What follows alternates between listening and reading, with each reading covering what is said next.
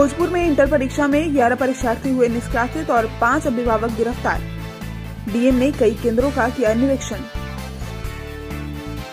आरा में बिहार विद्यालय परीक्षा समिति की ओर से इंटरमीडिएट की परीक्षा सोमवार को जिले के विभिन्न 42 केंद्रों पर शांतिपूर्ण माहौल में आयोजित की गई। पहले दिन कदाचार के आरोप में जिले में 11 परीक्षार्थियों को निष्कासित किया गया। इसमें 5 अभिभावकों को भी गिरफ्तार किया गया जो परीक्षार्थियों को नकल कराने में मदद कर रहे थे। इसमें जगदीशपुर में 2 और आरा में 6 केंद्रों से 9 परीक्षार्थियों को कदाचार के आरोप में पकड़ा गया है। वहीं महाराजा कॉलेज के गेट पर 5 किशोर को मोबाइल के साथ गिरफ्तार किया गया है। इन्हें बाद में जुर्माना लेकर छोड़ दिया गया। जिलाधिकारी रोशन कुशवाहा ने शहर के 1 दर्जन केंद्रों का निरीक्षण किया, जिसके बाद में मुआवजा वसूल कर छोड़ दिया गया।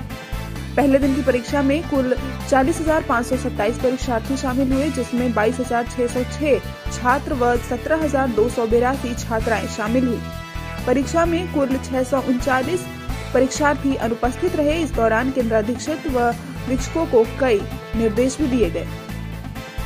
पहली पाली में गणित व दूसरी पाली में हिंदी विषय की परीक्षा हुई। सभी केंद्रों में प्रवेश सुबह 9 बजे से शुरू हुआ। मुख्य द्वार पर सघन तलाशी के बाद ही उन्हें अंदर जाने दिया गया। पहली पाली की परीक्षा 9:30 बजे प्रारंभ हुई, जिसमें विज्ञान व कला संकाय के परीक्षार्थियों ने गणित विषय की परीक्षा दी।